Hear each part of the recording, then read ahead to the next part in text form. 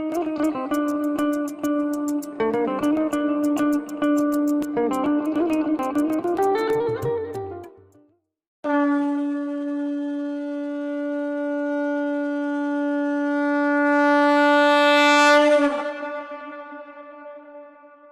की पवित्र धरती पर एक 12 वर्ष के लिए यज्ञ सत्र आरंभ हो गया था।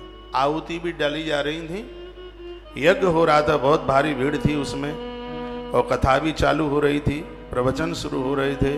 तो तत्रा जगाम सूतस्तु मतिमालो महर्षण तम दृष्ट्वा ते मुनिवरा पूजाम चक्रमुदान्वतः। वो चक्रतीर्थ नेमिस में सूत जी लोमहर्षण का आना हुआ। ऋषियों ने, संतों ने खड़े होकर बड़ा आदर मान किया, सम्मान किया। सोपितान प्रतिपूज्यैव संविवेश वरासने। वरासन कहते हैं श्रेष्ठ आसन। वरासन उसे कहते हैं कि जो एक प्रमुख आसन पर बैठा है उसके बगल में हम ना बैठे, उसके सामने बैठे या चरणों में बैठे, उसके बगल में नहीं बैठे। वैसे गुरुजनों के बगल में बैठा नहीं जाता, गुरुजनों के तो सामने उनके बराबर आसन पर भी नहीं बैठा जाता। गुरु गीता में वर्णन है कि जब हम गुरुदेव के, गुरुजनों के संग, पूज्य लोगों के साथ चल रहे हैं, आगे चलने की तो बात क्या है, बराबर भी चलने को अधिकार नहीं है, उनके पीछे पीछे चलिए। वरासना शब्द लिखा हुआ है, यानी श्रेष्ठ आसन। श्रेष्ठ आसन का मतलब सोने का आसन नहीं है, श्रेष्ठ आसन का मतलब चांदी का आसन नहीं है। श्रेष्ठ आसन का मतलब यहां इस ग्रंथ में वरासने का मतलब कि एक ऐसी जगह उनको दी कि वहां अकेला ही वह स्थान था, उसके बराबर में फिर कोई दूसरा स्थान था नहीं, दूसरा कोई आसन था नहीं, वह है वरासन। तो बैठने को जगह दी, जितने महात्मा थे वो सब चरणों में बैठ गए हैं। कथाम चक्रतुदान्योयम सूतेन सहिता ध्वजा। वो जितने लोग बैठे थे उन्होंने उन्हें वंदन किया, प्रणाम किया। कथांते व्यास शिष्यम ते पप्रक्षु संशयामुदा ऋतुविषयिता सर्वे ददस्ते सह दीक्षिता। वहां काफी यज्ञ के सदस्य लोग भी बैठे थे जो स्वाहा स्वाहा करके आए हुए थे, अपने कुछ हृदय में वो संशय लिए हुए थे। वह लोग मुनि 88,000 थे वहां। उस समय मुनियों ने महात्मा लोमहर्षण को, थोड़ा सा हम अपना दिमाग लगाएंगे तो ये बात जरूर समझ में आ जाएगी। उन ऋषियों ने हाथ जोड़कर सूत जी को कितने अच्छे शब्द कहे। क्या कहा कि पुराण गम शास्त्राणि इतिहासानि सत्तम जानासि देव दैत्यानां चरितं जन्म कर्म च न ते स्पाविदितं किंचिद वेदे शास्त्रे च भारते पुराणे मोक्ष शास्त्रे च सर्वज्ञोऽसि महामते। 88,000 महात्मा मुनिगण बोले, हे सत्तम।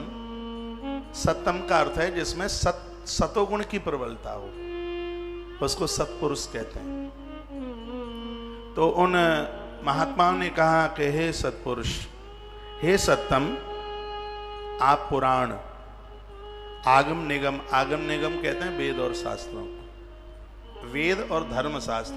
धर्मशास्त्र क्या है? ये जितनी भी स्मृतियां हैं, याज्ञवल्क्य की स्मृति है, मनुष्य स्मृति है, पराशर स्मृति है, यम स्मृति है। आपको कथाएं तो करनी नहीं है, लेकिन फिर भी बढ़िया जीवन जीने के लिए मुझे लगता है कि जितनी अद्भुत दिनचर्या की बातें स्मृतियों में निवेदित की गई हैं वो और कहीं दूसरी जगह है ही नहीं। आप अभी कुछ समय पहले याज्ञवल्क्य की स्मृति सुन रहे थे, नीति सुन रहे थे, विदुर महात्मा की नीति। ये सब धर्म शास्त्रों में आती है बात। तो 88,000 महात्माओं ने कहा कि वर्तमान समय में आपसे बढ़ के कोई पुराणज्ञ नहीं है। जो महात्मा लोमहर्षण थे ना, उनके बारे में इस ब्रह्म पुराण में लिखा है, हमारे सनातन परंपरा का ऐसा कोई ग्रंथ नहीं था जो उनको कंठस्थ ना हो। और ये भगवान व्यास के परम शिष्य थे। माँ सरस्वती की इतनी बड़ी कृपा इनके ऊपर थी, वेद पुराण इतिहास महाभारत सब इनके कंठ में विराजित था। और इस धरती का इतना बड़ा महापुरुष हुए हैं ये महामती सूत, जिनको हर कथा को कहने का सौभाग्य प्राप्त हुआ है। वही बात इस ब्रह्म पुराण के आरंभ के पन्नों में वही बात कही गई। इतना बड़भागी महापुरुष, इतना भाग्य था इनके पास में। उसी बात को ये महात्मा कहते हैं का पुराणे मोक्ष शास्त्रे च सर्वज्ञोषि महामते नतेस्त्वविदितं किंचित वेदै शास्त्रै च भारते। भारत नाम है महाभारत का। कहा गुरुदेव आप बड़े बड़भागी हैं, व्यास शिष्यों में उनमें से आप एक हैं। जानासी देव दैत्यानाम, जो दैत्य और देवताओं के बारे में संपूर्ण आप जानते हैं, उनके गुण और दुर्गुणों को जो आप जानते हैं। चरतम जन्म कर्म चा, उनका जन्म और उनका कर्म ये दोनों तुमसे अनभिज्ञ नहीं है, यह तुमने अपने ग्रंथों में। इसका मतलब यह है सूत वह है, यानी विद्वान पुरुष वह है जो दुर्गुणों के बारे में भी जाने और सद्गुणों के बारे में भी जाने। हमें और आप लोगों को शराब क्यों नहीं पीनी चाहिए?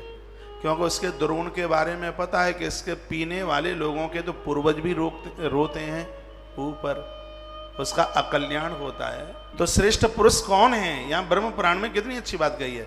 देखिए, जो भी आप किसी भी पुराण को सुनेंगे उसमें नई अनुभूति होगी, नई बातें होंगी। इसमें ये बात मुझे बहुत अच्छी लगी है। इसमें लिखा है महापुरुष वह है, जैसे यहाँ पर पूछ लिया गया कि भगवान ऐसे आप हैं सिर्फ जो जानासी देव दैत्यानाम चरितम जन्म कर्म चाह। ऐसे एक आप हैं जो देवता और दैत्यों के जन्म से लेकर के उनके कर्मों तक पूरी बात समझते हैं। लेकिन उसका सार कितना बढ़िया कहा है।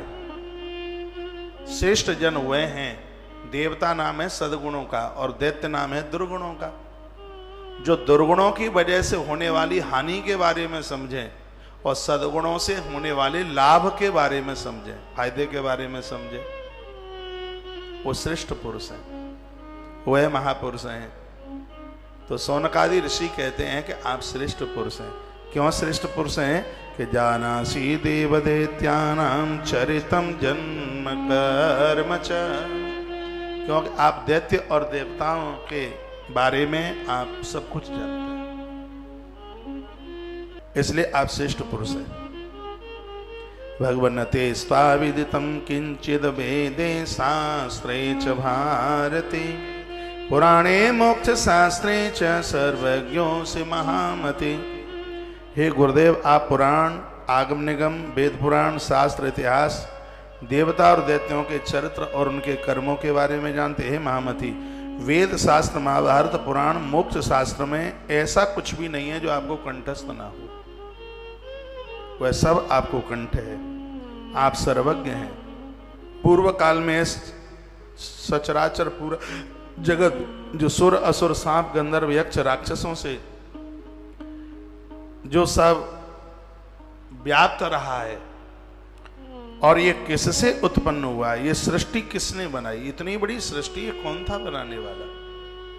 कितनी बड़ी उसके पास योग्यता थी? ये ब्रह्म पुराण में लिखा गया है। कितनी बड़ी बात यह थी कि जिसकी पुतली आंख की है वो दूसरे से नहीं मिलती, जिसका अंगूठा है वो दूसरे से नहीं मिलता, पाम की उंगलियां दूसरे से नहीं मिलती, हाथ का पंजा दूसरे से नहीं मिलता, पाम के अंगूठे से लेकर के एड़ी तक है वो दूसरे से मिलता नहीं। धन्य है वह रचने वाला जिसने जिस सांचे का प्रयोग किया है वो दूसरे के लिए फिर वो सांचा प्रयोग में लिया ही नहीं। वो सांचे ही कहाँ चला गया आज तक पता ही नहीं लगा। तुम्हें जो बनाया जिस सांचे ने वो सांचा नहीं मिला ढूंढने से, हमें बनाया जिस सांचे ने वो सांचा फिर द्वारा मिला नहीं है। उस बनाने वाले को एक बार वंदन कीजिएगा, एक बार उसको प्रणाम कीजिएगा। वो पंक्तियां हैं,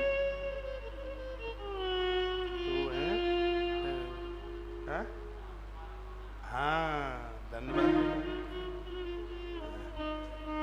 वो इतना सुंदर, उसकी बनाई हुई दुनिया इतनी सुंदर है, वह अपने आप में कितना सुंदर है, शब्दों में बयानित नहीं किया जा सकता। कितने सुंदर पहाड़ बनाए, कितने सुंदर वृक्ष बनाए उसने, कितनी सुंदर प्रकृति बनाई है। वही ब्रह्म ब्रह्मा बन करके बना रहा है, विष्णु बन करके पालन कर रहा है, और वही शिव बन करके संस्कार दे रहा है। एक बार उन चरणों में वंदन तो कर लें। यदि वीडियो आपको अच्छी लगी है तो इसको लाइक कीजिए और इसको आगे शेयर भी कीजिए। तुलसी तपोवन यूट्यूब चैनल को यदि आप पहली बार सुन रहे हैं तो इसको आप सब्सक्राइब करना और बेल आइकॉन दबाना आप न भूलें। इन्हीं शब्दों के साथ जय श्री कृष्ण, जय श्री राम, जय गौ माता, जय राधे श्याम। आपका दिन और आपकी रात्रि अतमे मंगल में हो।